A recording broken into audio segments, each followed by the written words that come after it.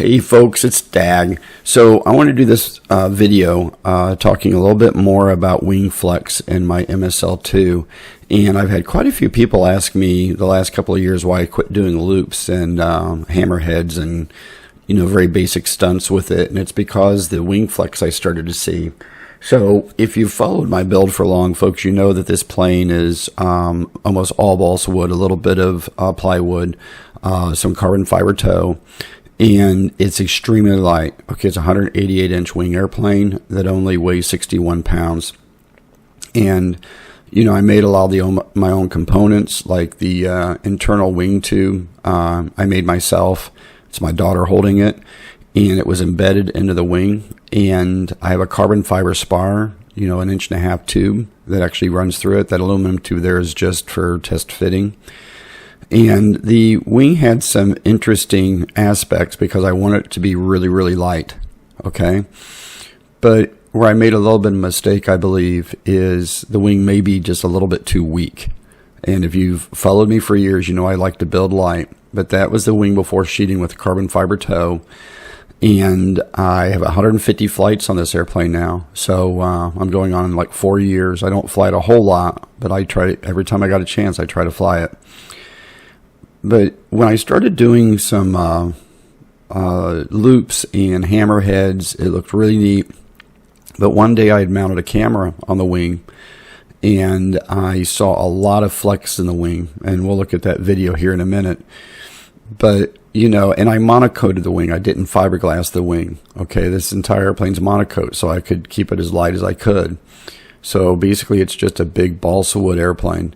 And I probably could have put a bigger diameter spar, but I just wanted to use a standard 1.5-inch carbon fiber, and it's a pretty thick wall carbon fiber tube. And I've tested that by putting it on a bench and seeing how much it flexes. I've weighted my wings to see how much they flex. But let's look at the video here. Here, the wing's basically unloaded. But when I pull up to do the loop, look how much you can see the other end of the wing flexing up.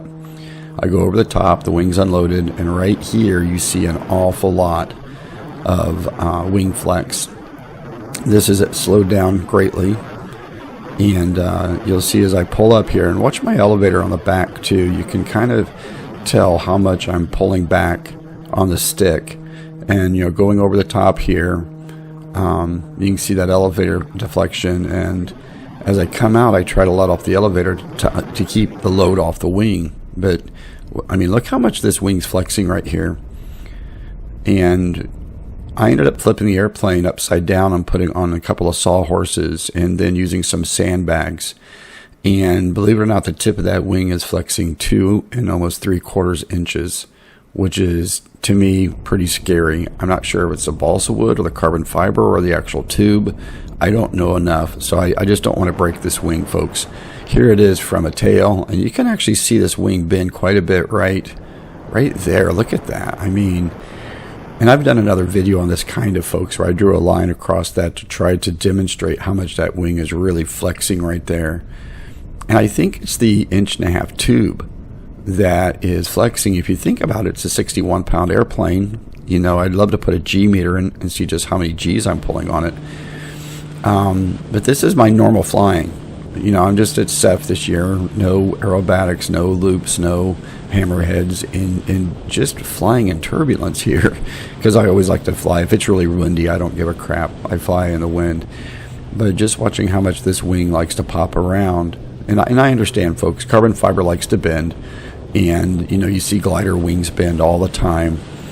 But I don't know what this wing's gonna really do if I keep doing loops and I'm bending the wing that much. I did create a little bit of a scale when I bent my wings, and flying it like I am right here, it's still getting about 1.5 inch flex, not that 2 3/4 inches. But yeah, folks, it's an interesting airplane, and it's an absolute blast to fly. It's got a really light wing. I mean, cube wing loading is like a trainer. It's just this wing flex really made me nervous, and I didn't want to either break that carbon fiber tube, which I think would be incredible, folks, because I put like 250 pounds in the middle of a 5-foot moment arm on that carbon fiber tube by itself, see how much it flexed, and it didn't flex a lot. So that's it, folks. Rock on. Have a great day.